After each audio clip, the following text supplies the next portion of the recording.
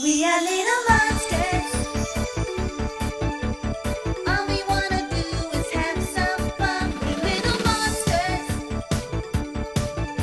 'Cause there's a little monster in everyone. La la la la la la. We are little monsters. Little monsters, yeah!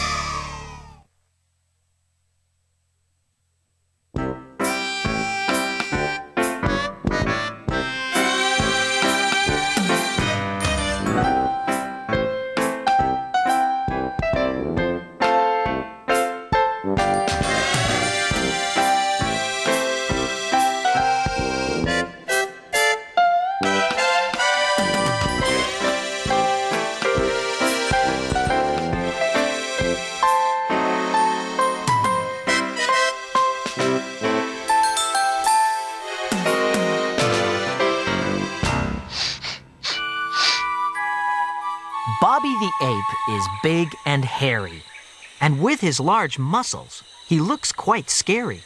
But don't be afraid, because Bobby loves flowers. He skips among them for hours and hours.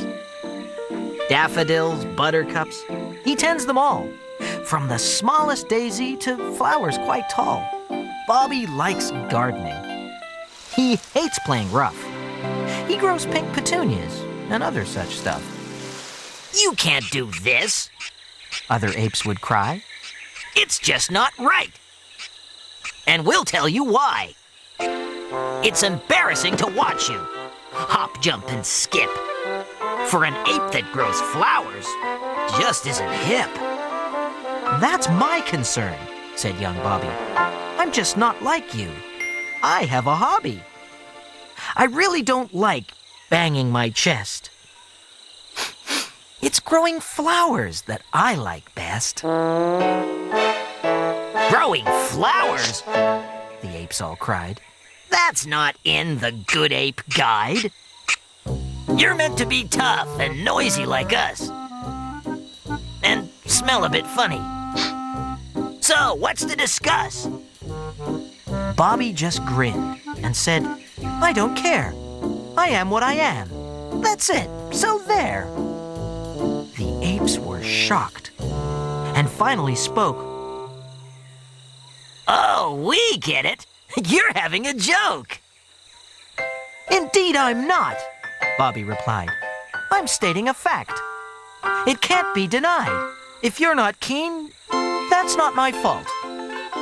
My gardening joy you cannot halt." The apes were cross and started to fidget. Then they went off to speak to Bridget. Bridget was wise, the queen of the apes. She solved ape problems for bunches of grapes. Bridget just listened. This was no jape. She'd heard about Bobby, the soppy great ape.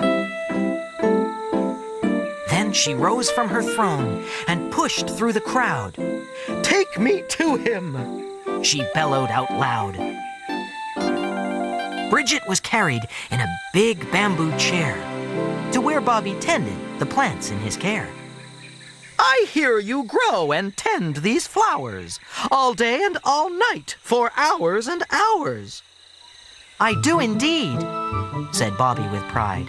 "I'm happy to do it. I've nothing to hide." "There you are," the apes did shout. "He's just admitted to mucking about." "Quiet in the ranks," Bridget cried out. "Bobby is different. Of that there's no doubt. For while you're all happy, just being the same, Bobby the ape has a personal aim. He does his own thing. He's bold and he's true. He's at one with himself, unlike all of you." With that, Bridget left. The apes were stunned. Bobby'd been praised, and they'd been shunned. So, Bobby still grows and tends to his flowers, skipping among them for hours and hours. In time, all the apes stopped having a moan, for the queen had taught them to each their own. So, if you like flowers, or beat your chest from a tree, be true to yourself, which is how it should be.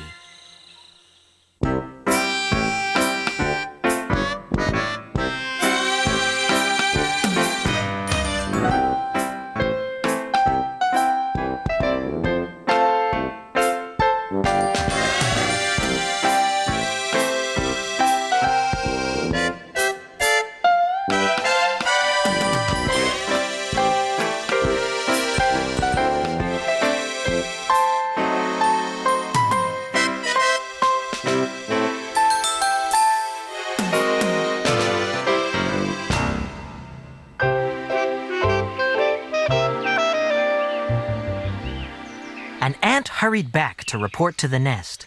He'd been searching for food. There was no time to rest.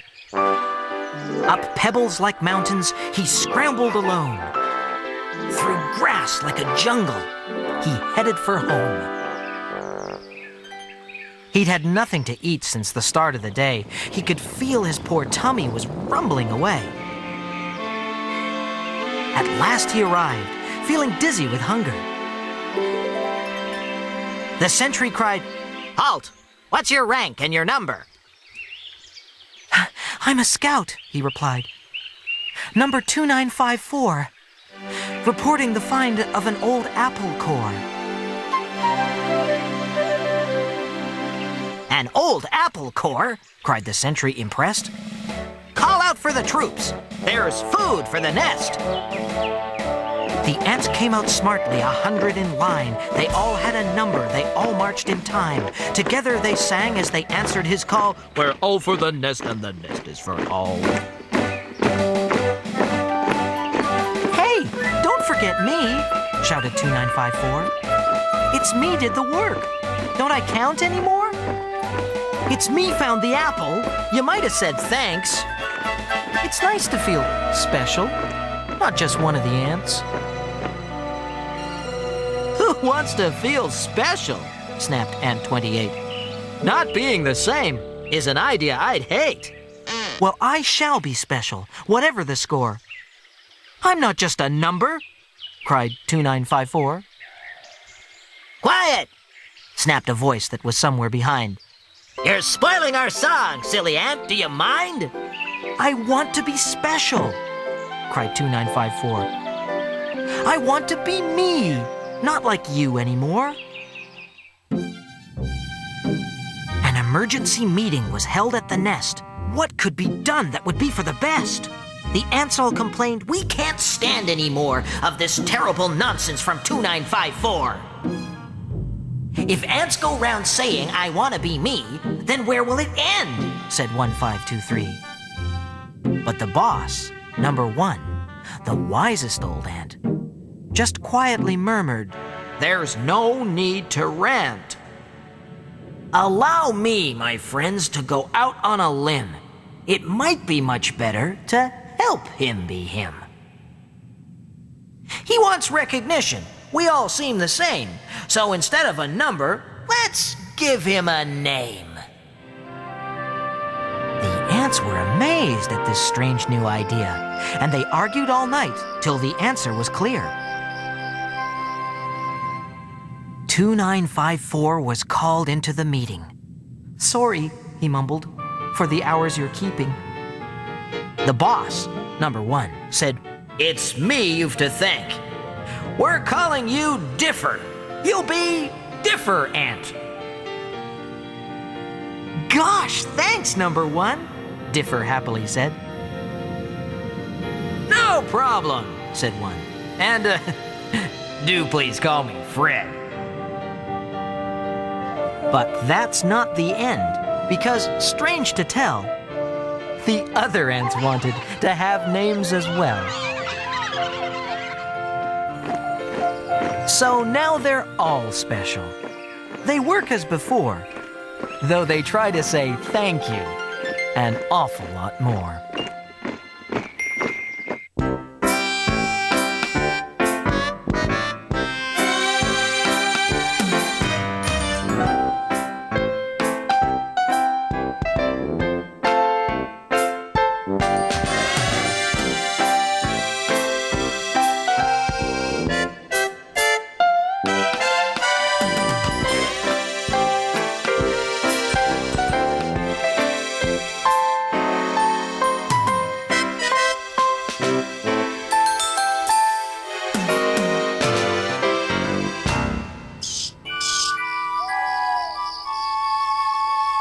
In an old country barn lived Tommy the Bat.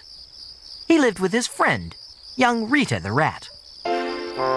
Rita and Tommy liked playing at night, for a rat and a bat tend to sleep when it's light. Rita hunted for food on the barn's dusty floor, while Tom flew in circles above the barn door. "You're making me dizzy," young Rita said. "The dawn has arrived. It's time for our bed. Rita lay down on a bundle of straw, and before very long, she started to snore. Tommy curled up in a tight little heap, but something was wrong.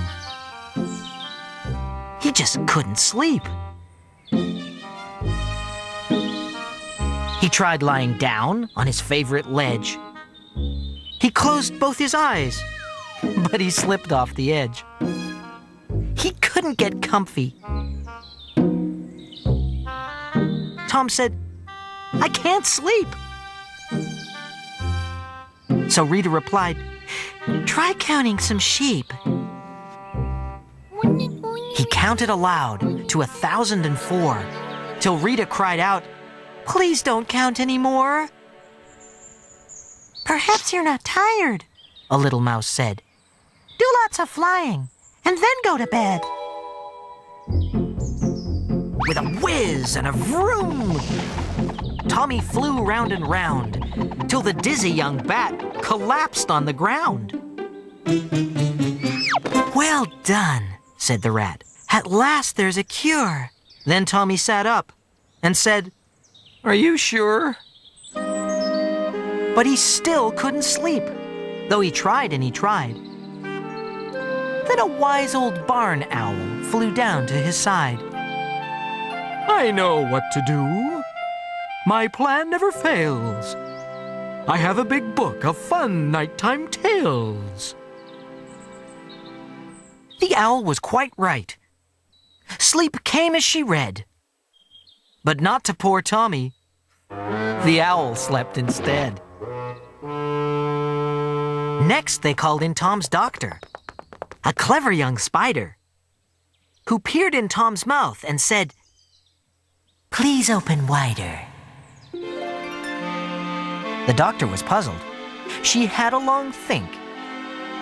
Then she took from her bag a hot nettle drink. But the cure, like the spider, was terribly small, and a drink of that size was no cure at all. Rita sent for Tom's mother. "She'll know what to do." And his mom soon arrived, with a suitcase or two. "What's the matter?" she asked. Tom started to weep. "I've tried lots of ways, but I can't get to sleep." "Well, didn't you know?" Mom said with a frown, "that bats only sleep when they hang upside down." "Upside down! Upside down!" shouted Tommy with glee. As he flew round and round, "How silly of me!" Then he hung upside down by the tips of his toes. And very soon after, he started to doze. The owl hugged the mouse. Tom's mom hugged the rat. And they left Tommy sleeping. At last, that was that.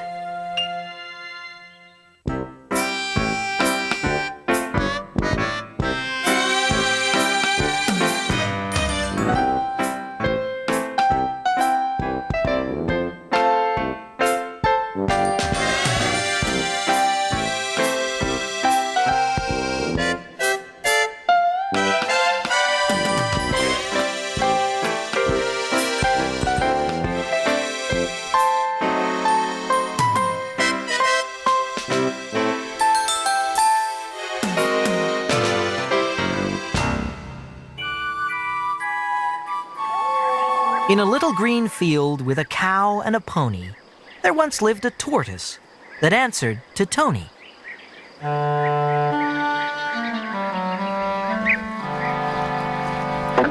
If a creature should greet him, as most of them did, he'd nod and he'd smile from under his lid.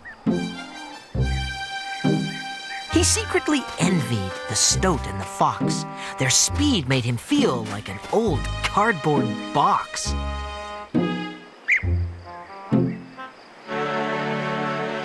"Oh, well," sighed Tony, "there's so much I lack. But what can I do with a house on my back?" The cow overheard him and said, "Very well. If that's how you feel, Then come out of your shell. Come out of my shell? What a marvelous idea! Tony was happy for the first time that year. A big spinning spider, whose business was sports, spun Tony a pair of Go Faster shorts. Then Tony retired to the back of a bush and immediately started to heave and to push. A rabbit, in passing, paused in mid-hop, as out of the leaves flew a shell with a pop. Then Tony appeared, full of laughter and glee, dancing and shouting, "I'm free! Yes, I'm free!" He called to the rabbit, the fox, and the stoat, his shyness all gone, as indeed was its coat. But before he could say, how do you do, they stared, and they said, "What kind of creature are you?" Even his best friends, the cow and the pony, refused to believe that this creature was Tony. The Tony they knew was quiet and serene, and didn't run round with a yell and a scream. Tony pondered his problem. Then to add to the strain, it turned really cold and started to rain. He couldn't find shelter under cow or the pony, for they were both searching, trying to find Tony. He started to wonder if he'd been a bit dim, for without his shell, no one recognized him. "Who is he?" they whispered, and a badger called Paul said, "His face looks familiar, but that's about all." Tony shouted and jumped and called out, "It's me!" But without his shell, they just let him be.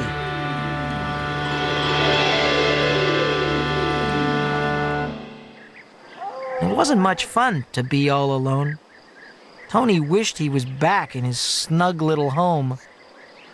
So quick as he could, that's just what he did. He squeezed himself back in his tortoiseshell lid. The cow and the pony were surprised and delighted, and so was the tortoise. At last, he'd been sighted. His friends were all anxious to know where he'd been. They spoke of a stranger that they had all seen. The stranger was loud and nothing like Tony. They'd all known at once that the creature was phony. The tortoise agreed, for all was now well. He was at one with himself and at peace with his shell.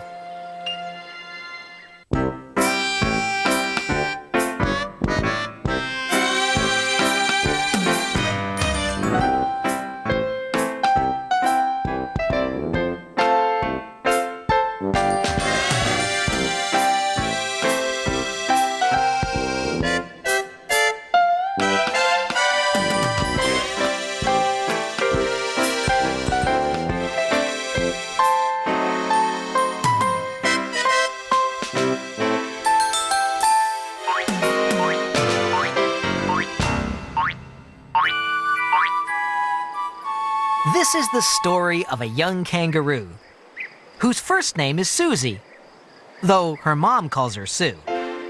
As a baby, she rode in Mom's pouch, which was great, but those happy days ended when young Susie gained weight. Then Mom helped her learn how to hop on her own, a kangaroo's first step to become fully grown.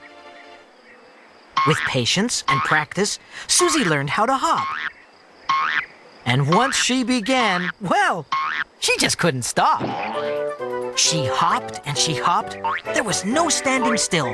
There was no going back. Every bounce was a thrill. Hops tickled her tummy. It was almost like flying. She loved going up and came down without trying. But to hop in the house is far from appealing. It flattens the chairs and leaves dents in the ceiling. "Sit still," her mom told her. And poor Susie tried, but she just couldn't make all those hops stay inside. If she didn't stop soon, she would make herself ill. Susie hopped in her sleep. The girl never stayed still. Dad said, "She's hop crazy. What on earth shall we do?" Her parents were worried. Her teachers were too. "This girl hops too much," read Susie's reports. But they also said Susie was brilliant at sports.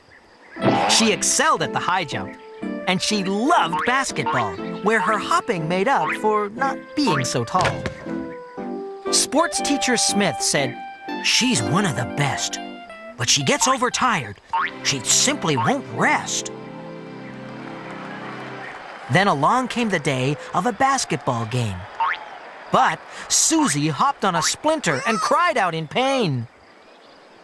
Smith rushed to her side when he heard Susie shout. He said, "Just hold still, and I'll soon take it out." "Hold still?" exclaimed Susie. "But I just don't know how." "The time to start learning," Smith told her, "is now." Trying hard not to wriggle, Susie held up her toe. She wanted to move, but she told herself, "No!" While Sue shut her eyes, concentrating intently, Smith found the splinter and pulled it out, gently. "Well done!" shouted Smith. "I am very impressed. For the sake of a splinter, you've just had a rest. Now, may I suggest that you make it your aim to save up your hops for the basketball game?"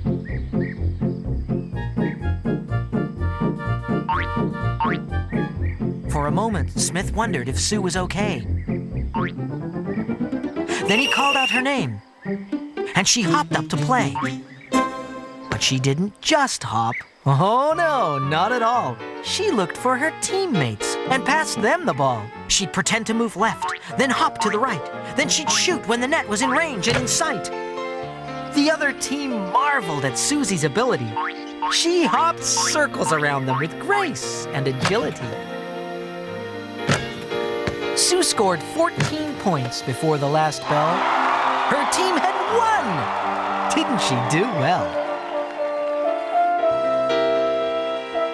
That day, Sue learned something she never knew, a thing most important to a young kangaroo. To hop is a good thing, but make no mistake, you have to hop wisely, not hop for hop's sake.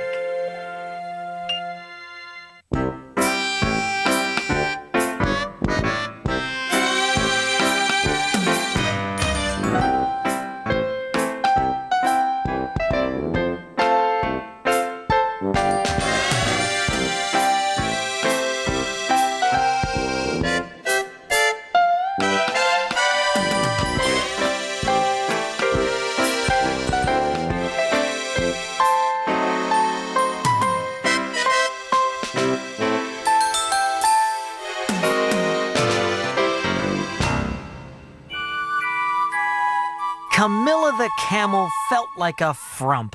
She hated her looks on account of her hump. Whatever she wore, it never hung right. She thought that she looked a peculiar sight. Now, every year, a big summer ball was held in the grounds of the Tangier Town Hall. Camilla just dreaded this annual event, for all of the fashionable animals went.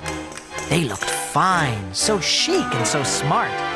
She felt quite dowdy, no work of art. The mayor announced the date of the ball. He told them, This year's the most special of all. A handsome young count with a top pedigree will open our party without charging a fee. The whole town must come all dressed in their best and show off in front of our special young guest. Camilla was filled with dismay and despair. "Oh, Mother," she wailed, "I've got nothing to wear." They went to the shops. No dress could be found to go over or under her wobbly mound. But when a crisis occurs, all mothers know best, and Camilla's mother rose to the test. She purchased some curtains with big polka dots and cut them to fit round the difficult spots. The result was unusual, not fashionable at all. But her mom said, "You'll be quite the belle of the ball."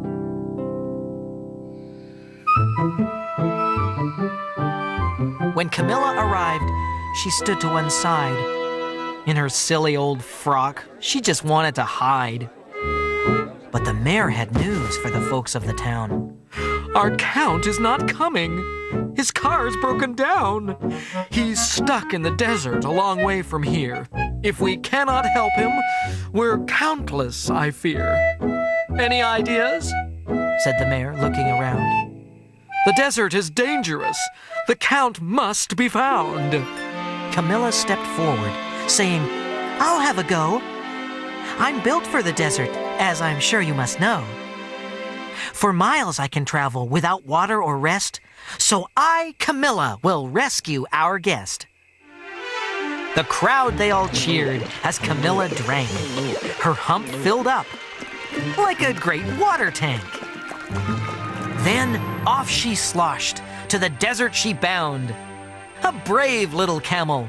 She didn't look round. She traveled for hours through a sandstorm. The sun it beat down.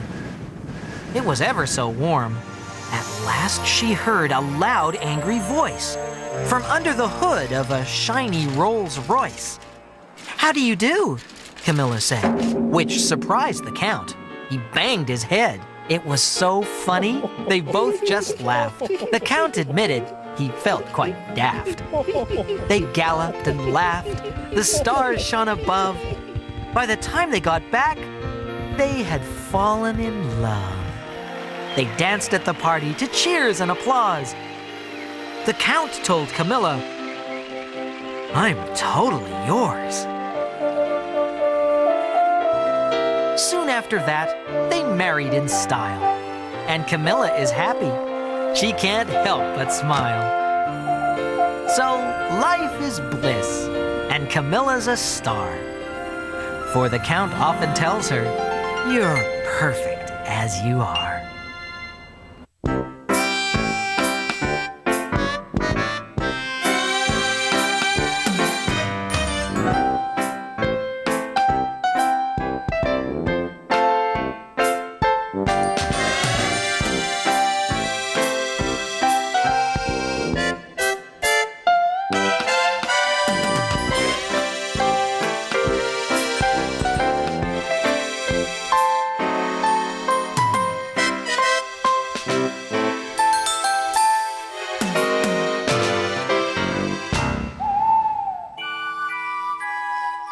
Oliver Owl had been working all night, to wit and to wooing, until it was light.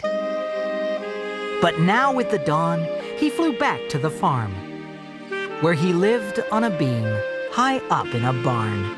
In his warm, cozy corner, he fluffed himself up, and soon his huge eyes were beginning to shut. Cock-a-doodle-doo! Came a clamorous crow. Cock-a-doodle-doo! Get up and let's go! Oliver squawked a to wit and to what? And fell from his beam. It hurt quite a lot. It was Reggie the rooster, strutting his stuff, waking the chickens to show he was tough. Get up, let's go! That's right, I mean you! Time to work out! Cock-a-doodle, you too! Oliver Owl staggered into the light. What a row! What a noise! This can't be right. Keep quiet, he hooted. With the hours I keep, I need peace in the day. So please let me sleep. But Reggie responded, I work in the day. Cock-a-doodle to you, silly owl. Fly away. If you keep me awake in the day, said the owl, then I'll keep you awake in the night, stupid fowl. I'll crow all I want. It's you who are rude for calling me stupid in front of my brood. And that was the start of a terrible din, as neither the rooster nor the owl would give in. From dawn until dusk, cock-a-doodle-doo! From dusk till dawn, to wit and to woo! One night, when the chickens were silently sleeping, Oliver Owl came quietly creeping. Then all of a sudden, he rattled the locks, then shouted out, Hi, are you in? I'm a fox! Reggie the rooster came flapping outside. Oliver hooted and laughed till he cried. Soon things had spiraled out of control. Rooster knocked Owl off his perch with a pole. And so it went on, every day and all night. Each woke the other with fright after fright. By the end of a week, they were both bleary-eyed. The doodles were weak, and the hoots had all dried. At dawn, the hens found them, asleep side by side, both snoring loudly, their mouths open wide. "Enough is enough," clucked the hens to the pair. "To fight is not bright. You should both learn to share. Get yourselves sorted and give us a break. Big birds should know how to give and to take." Rooster and Owl had had enough too. They knew they'd been silly, but what should they do?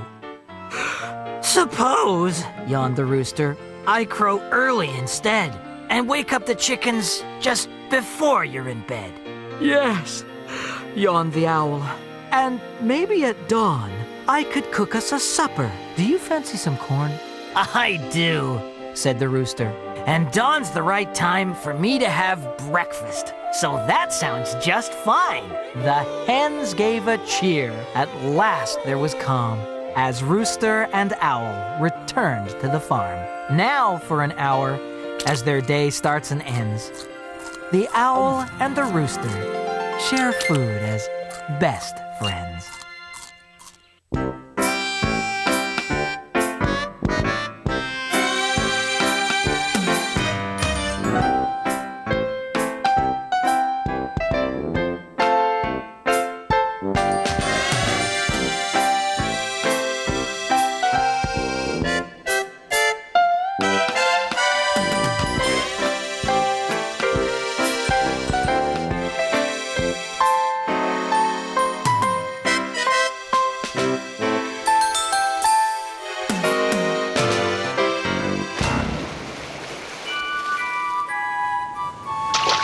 Dinky the dolphin rose with the lark and worked every day in a big marine park.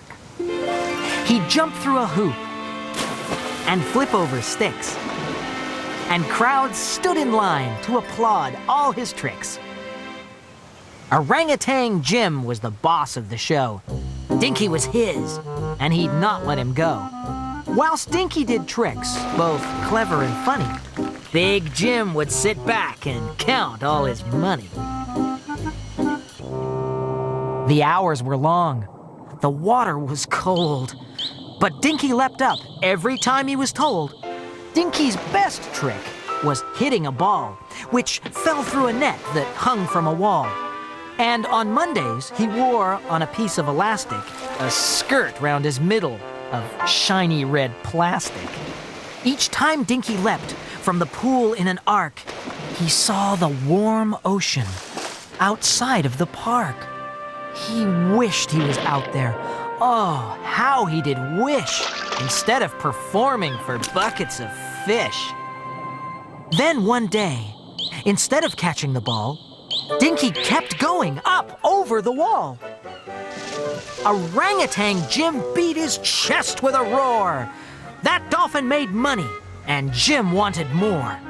But Dinky swam off in the wide open sea, excited and happy, and most of all, free.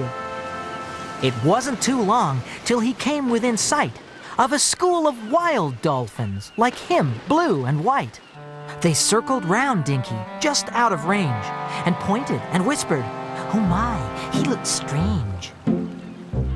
"I know what I'll do," Dinky chuckled with glee. "I'll show them my tricks. Then perhaps they'll like me."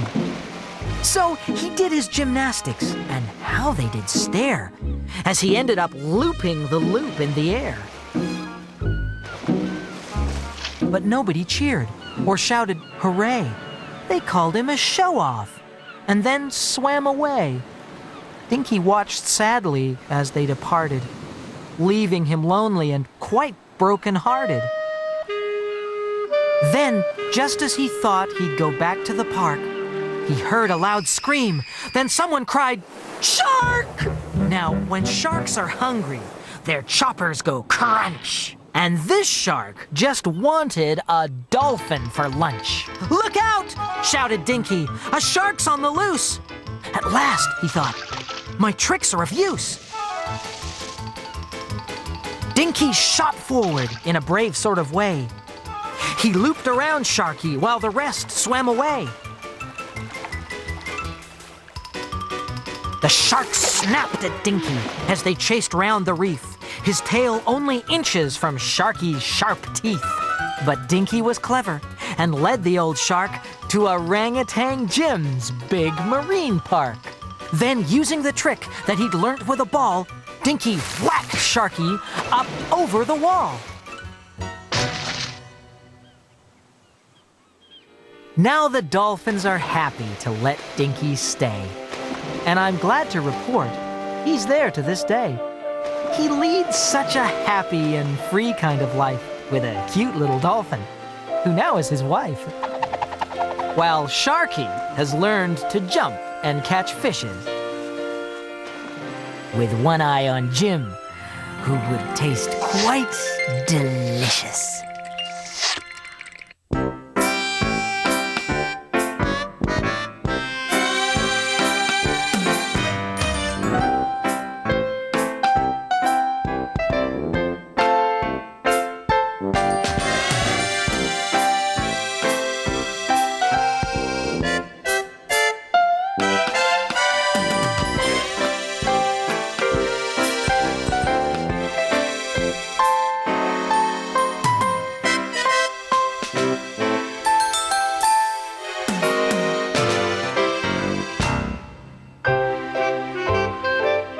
There once was a hamster who answered to Clive.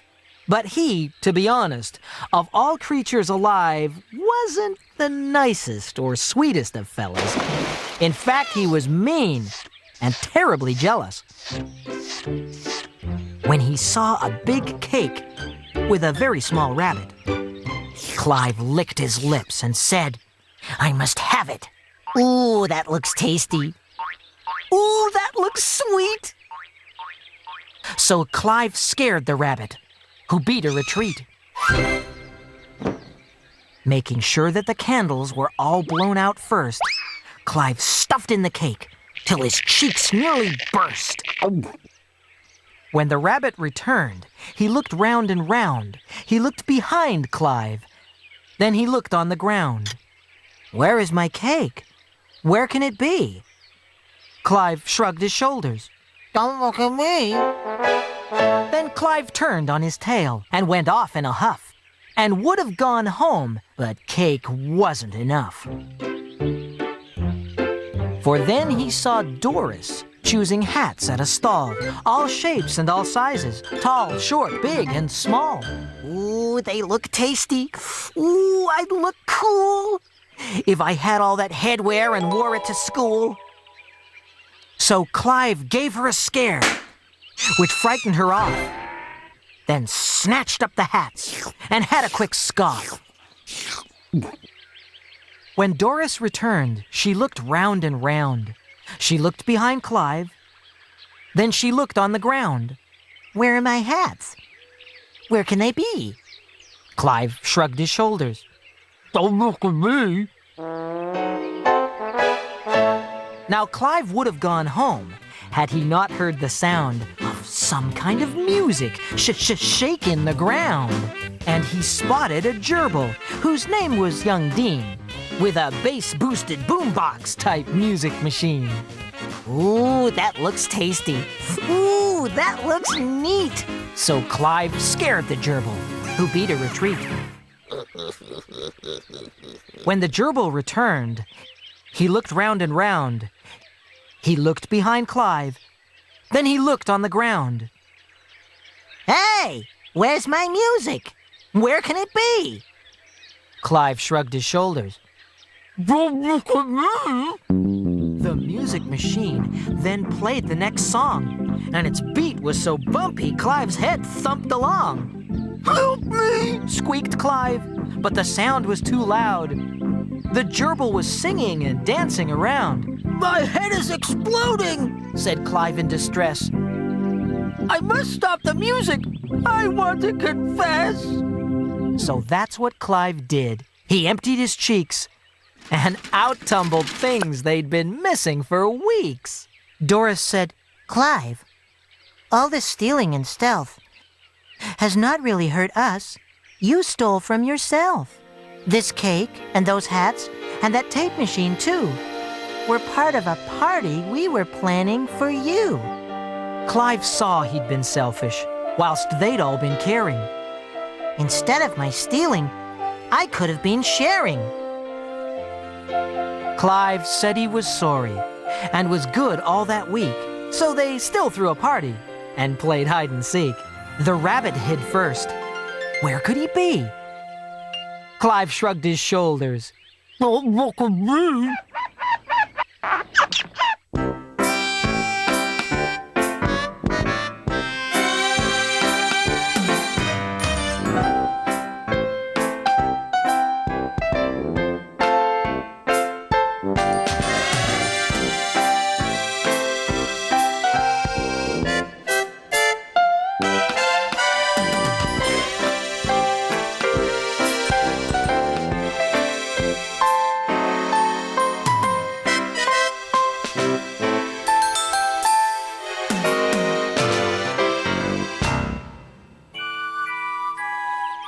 There is a creature all scaly and red who says he's a dragon.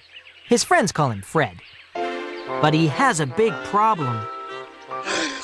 He just can't breathe fire. So when he says he's a dragon, other creatures say, Liar! "But I am a dragon," poor Fred insisted. "I'm one of the last that's ever existed." Breathe fire! Breathe fire, if you are what you say. Breathe out some fire. We don't have all day. "Okay," answered Fred. "That's just what I'll do. Come back tomorrow at 1:45. The animals murmured and nodded their heads, made a note in their diaries, then went to their beds. "Oh, what have I done?" said Fred sometime later to his very best friend, Alan E. Gator. "I've never breathed fire. I'm not old enough. I've tried it before, but I ran out of puff," Oh, please don't despair. begged Alan his friend. I'll cook up a curry. That'll help you no end. Alan chopped up some chilies, onions, peppers, and spice. Then added some peppermints, as it didn't smell nice. The food gurgled and glooped and bubbled and spat until Fred shouted out, "I'm not eating that," Go on now and try it. said Alan with glee. It'll make you breathe fire. "Honest, trust me." So Fred gulped it down, then froze on the spot. Steam shot from his ears. He was getting too hot. Breathe out! Breathe out! Screamed Alan at last, Or you'll surely explode with a mighty great blast! Then Fred just let rip with a vigorous gust, then fell over backwards from the powerful thrust. But no flames appeared. Fred lay in despair.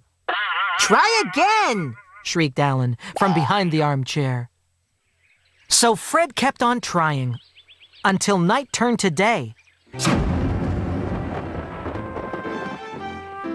Then they started to gather for the fire-breathing display. "Oh, Fred! Oh, Fred!" they called out in time. "Prove you're a dragon, the last of the line!" Then Fred raised his hand to tell them he'd failed, knocking over the pepper, which he deeply inhaled.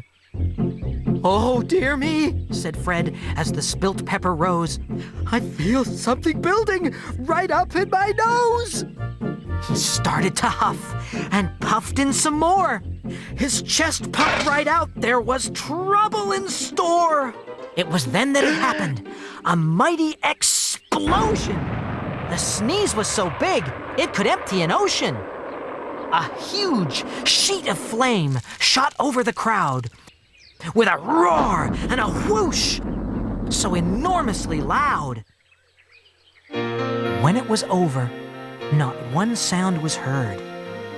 Then Alan said, "Bless you." And Fred said, "My word." The creatures were shocked, but no one was harmed. Then they sent up a cheer. And Fred said, "I'm charmed." He'd proved to the crowd he was what he'd said, a magnificent dragon, who they called Fiery Fred.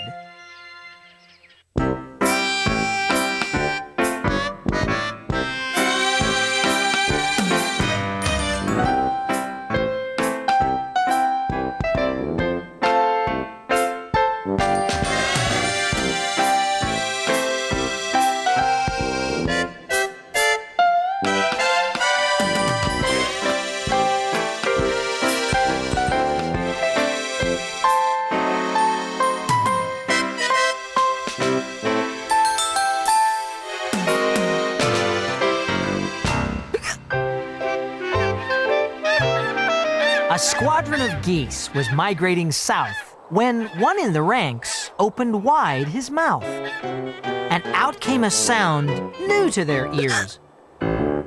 It made them all laugh and reduced them to tears. When things had calmed down, they were all lost for words. For Bruce had a problem uncommon to birds. They soon worked it out. 'Twas the hiccups, for sure. So discussions began about finding a cure. One goose cried out, "Water. That's what you need. Get down to that lake and have a good feed." So down they all swooped, united as one. They'd stick by poor Bruce till his hiccups had gone. No, that's not the way, Another goose cried. You must sip from a cup, but from the wrong side. Well, Bruce gave it a try, but by the 10th cup, he keeled over full and had to give up. Now, one of the flock had trained as a nurse, so she cooked up a cure before things got worse. Ugh, what a stink. The cure smelt of old fish. But poor Bruce was desperate, and he took hold of the dish. Then he spooned it all down, eating up every drop. But his hiccups got worse. They just wouldn't stop. They ran out of ideas by the end of the week, until a naughty young goose stuck a peg on his beak. They all watched and waited. Then Bruce gave a cough. His body expanded, and the peg just flew off. Had Bruce been cured? Had the young goose been clever? No. Bruce hiccuped again, this time louder than ever. A committee was formed later that night to provide poor old Bruce with an almighty fright. A plan slowly formed, but it had to depend on the cunning and wit of their medical friend. Bruce was called forward for a medical check. His bits were examined, especially his neck. The nurse said, "Young Bruce, you're decidedly weighty, and you've got a condition that affects 1 in 80. First you get spots, then you get lumps. Your feathers turn purple and fall out in clumps. Once it is started, it cannot be stalled. I'm afraid within minutes, you'll be totally bald." Well, Bruce's jaw dropped. His heart went a-clatter. This was no joke, but a serious matter. Then the nurse pointed out that since his jaw dropped, his hiccups had stopped. "And there's no need to worry," she firmly insisted. "The disease I described, it never existed." Then the geese burst out laughing. Then they laughed even more. They giggled and chuckled and fell on the floor. But it's a dangerous thing to laugh with such glee, and Bruce knew too well what those dangers could be, for laughing that hard does strange things to a goose. Yes, it gave them all hiccups. Well, all except Bruce. So, Bruce sat back and smiled at the flock. Now they were the ones who were in for a shock. Boo!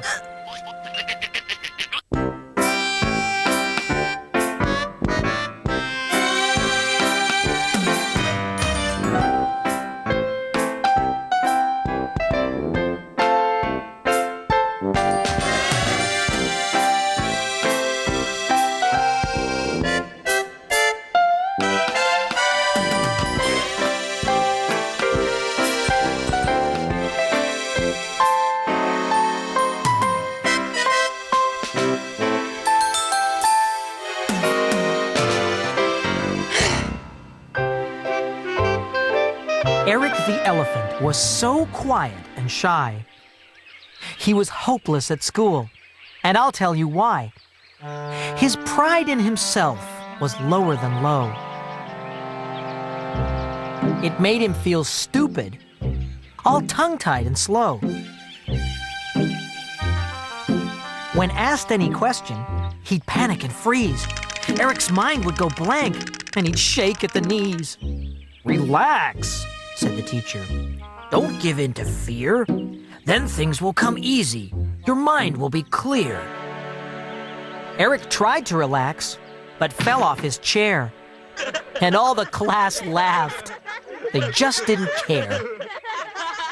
Poor Eric came home from school looking glum, but soon felt much better with a hug from his mom. She said, "My poor baby, I know how it is when you're feeling all shy and get in a tiz. Believe it or not, I was like you at school. My mind would clam up, and I'd feel such a fool." "Really?" said Eric. "But you're so cool and clever. You never get tongue-tied. Not ever. Not ever." "You'll be like that soon," said Mom to her son. "Just believe in yourself, and your boldness will come." The next day at school, Eric did try to speak, but nothing came out. Just a strange little squeak. The teacher said, "Eric, please try to be bold, or you'll still be at school when you're 80 years old." The next day, his school held a big open day, when all of the children put on a display. The monkey recited a wonderful rhyme. The dog did a story in movement and mime. But poor Eric felt he just wanted to hide. So he went in the playground and just cried and cried. Then suddenly he stopped and started to sniff. A very strange smell, a burning type whiff. Eric turned around quickly. Oh my, what a sight! A great plume of smoke. The school bus was alight. "Fire!" bellowed Eric and trumpeted loud. And everyone rushed from the school in a crowd. They all stood and stared and gasped out in fright as smoke poured from the bus. What a terrible sight! "Oh no!" cried the penguin with a horrified squawk. "Without our school bus, we'll all have to walk." For once, Eric didn't feel helpless and shy. "Let me help," he said. "At least, let me try." He filled up his trunk from a big pail of water and put out the fire with his massive great snorter. The smoke fizzled out and the school bus was saved, thanks to the smart way that Eric behaved. They all cheered and clapped and raised him shoulder high. At that moment, his confidence shot to the sky. Eric's mom was so proud, she wept tears of joy. And she cheered the loudest, "My brave, clever boy." So, from that day on, Eric spoke out in class, cool, calm, and collected. He was bolder than brass. Now everyone says, "Our Eric's so cool." A quick-thinking hero. He's nobody's fool.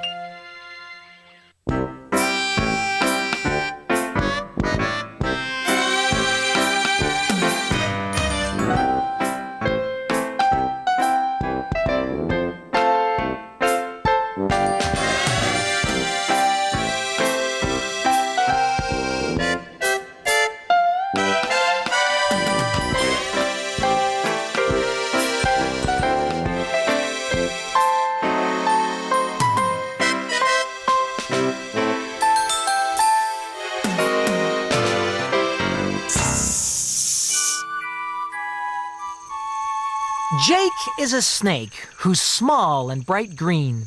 So small, in fact, he's never seen. He slithers along the ground so low, he'd stop for a chat, but no one would know. For all Jake sees are hooves and feet, not the prettiest of sights for a snake to meet. Whenever he calls, "Hello up there!" a reply from above is ever so rare. One night in bed, while reading a book, Jake turned to a page which made him look. He saw a picture of a balloon, all red and shiny, as big as the moon.